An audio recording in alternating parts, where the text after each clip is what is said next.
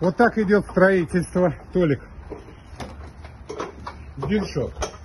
Вот так ставим раковину.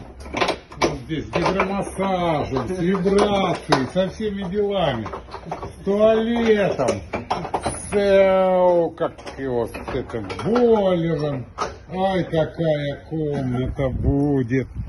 Снаружи потом зашьем. А вот это центральный вход. Вот здесь справа будет дверь открываться, диванчик стоять. Эх, заживем по-человечески. Дверка, бойлер, окошко. Ай, хоть сам переезжай, живи не хочу.